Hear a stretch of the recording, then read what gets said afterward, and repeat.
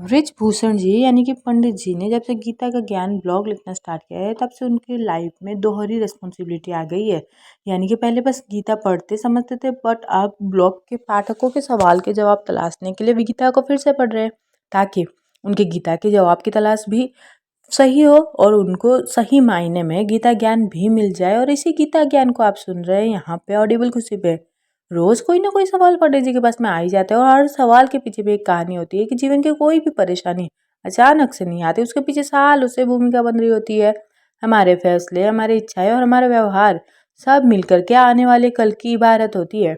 इसीलिए अगर आज की किसी परेशानी का हल तलाशना है तो पुराने टाइम के पन्ने पलटने बहुत जरूरी हो जाते हैं।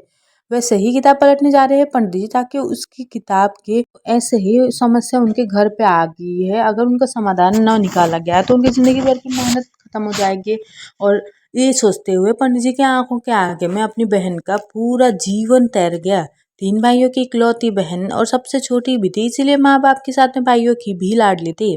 तीनों भाइयों की पूरी कोशिश रहती थी कि उनके बहन को कोई परेशानी ना हो, उसकी कोई फरमाइश अधूरी ना रहे, उसकी आंखों में कभी कोई आंसू का टुकड़ा ना है और पैर तले कोई कांटा ना चुभे। लेकिन अगर हमारे चाहने पर से जिंदगी चलती तो किसी को कोई परेशानी ही नहीं होती ना। किस्मत में जो लिखा होता है वो कई बार हमारी इच्छाओं के बिल्कुल ऑपोजिट हो जाता है और इस पे किसी को जोर बदलता ही नहीं है। उर्मिला और पंडित जी समेत सभी भाई बहन जिस वक्त में बड़े हुए उस समय लड़कियों को पढ़ाई के कम ही मौके मिलते थे। फिर भी उनके माता पिता ने उर्मिला को 8वीं कक्षा तक पढ़ाया और फिर एक अच्छे परिवार के पढ़े लिखे लड़के से उनकी शादी करा दी। उर्मिला का जीवन बहुत अच्छा चल रहा था, उसका पति बहुत समझदार और सुलझा हुआ इंसान था। भगवान ने एक बेटा और बेटी देकर के उनके परिवार को संपूर्ण भी कर दिया था। इसी तरीके के जीवन की उम्मीद सा हर कोई करते हैं और उर्मिला के जीवन में हर कुछ था वो चाहती थी जो, लेकिन किस्मत को तो शायद कुछ और ही मंजूर था। एक शाम ऑफिस से घर लौटते समय उर्मिला के पति की रोड एक्सीडेंट में मौत हो गई और एक हंसता खेलता परिवार जैसे अचानक से दुखों के पहाड़ में आ गया। उर्मिला खुद इस सदमे से उबर नहीं पा रही थी तो वो बच्चों को क्या संभालती। किसी तरीके से बहुत समझाने बुझाने के बाद बहुत लंबे वक्त के बाद उर्मिला थोड़ा संभल गई। अब उसके आगे एक लंबी जिंदगी थी जिसे वो अकेले अकेले ही काटना था उसको, साथ ही दोनों बच्चों का भविष्य भी देखना था। जब जिंदगी की कड़वी सच्चाई मुंह के आगे खड़ी होती है ना तब इंसान को शौक मनाने का भी समय नहीं मिलता। यही उर्मिला के साथ भी हुआ। भाइयों ने अपनी तरफ से हर संभव मदद करने का वादा तो किया, लेकिन उर्मिला भी जानते थे कि उनके अपने परिवार अपनी जिम्मेदारियां हैं। आखिर कब तक वो उसका और उसके बच्चों का बोझ उठाएंगे।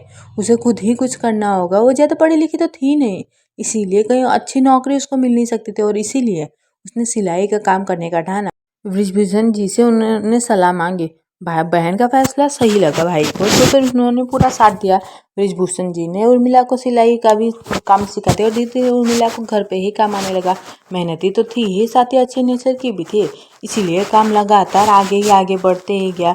और फिर जब काम बढ़ता गया तो उर्मिला ने खुद अपने आस पड़ोस की महिला को सिलाई सिखा करके काम देने का फैसला किया। उस तरीके से कुछ ही सालों में उसका बड़ा सिलाई केंद्र बन गया जिसमें उसकी तरीके की कई ज़रूरतमंद महिलाएं काम करती थी, रेस्पेक्टफुल जिंदगी जीती थी। उर्मिला के दोनों बच्चे भी होनहार थे, दोनों ने खूब पढ़ाई की और अच्छी नौकरियां भी पकड़ी। उन दोनों ने उर्मिला से एक फैक्ट्री खोलने को कहा ताकि और ज़्यादा महिलाओं को रोजगार मिल सके। इन सब में पूरी तैयारी और मदद उसके दोनों बच्चों के साथ में बृजभूषण जी ने भी की थी, जिसने फैक्ट्री का उद्घाटन भी किया था। और जिस दिन फैक्ट्री का उद्घाटन था बृजभूषण जी अपनी बहन के प्रति बहुत गर्व महसूस कर रहे थे, क्योंकि उनकी बहन ने अपने विपरीत परिस्थितियों को खुद पे हावी नहीं होने दिया और अपने साथ में जाने कितनी महिलाओं को संकट से उबार लिया था। बेटी और बेटी की शादी आकर के उर्मिला ने अपने बच्चों के प्रति अपने दायित्व भी पूरे कर लिए थे। उनके बहू दिव्या ने मैनेजमेंट की पढ़ाई की थी और अब वो अपनी सास के साथ में फैक्ट्री संभाल रही थी।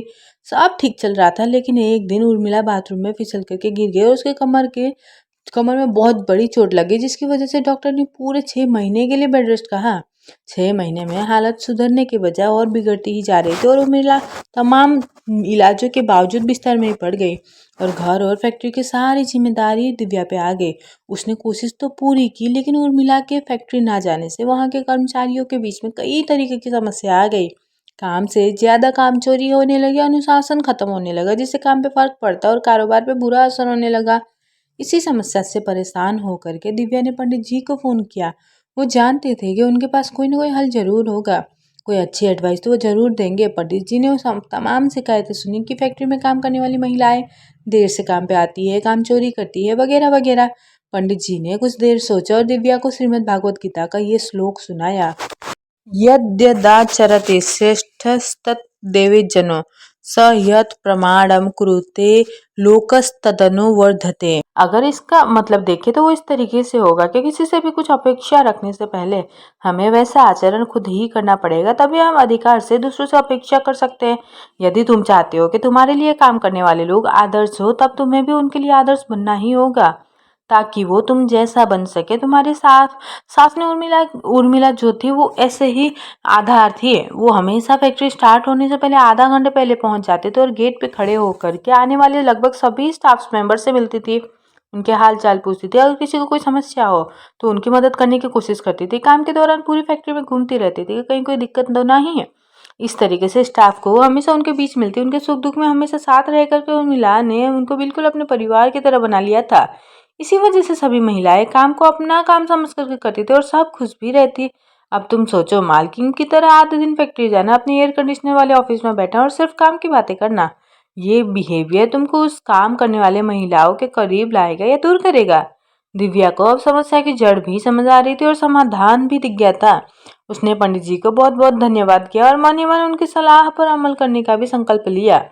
पंडित जी ने भगवान श्री कृष्ण और श्रीमद् भगवद गीता को प्रार्थना की कि प्रभु सभी को सही रास्ता दिखाना।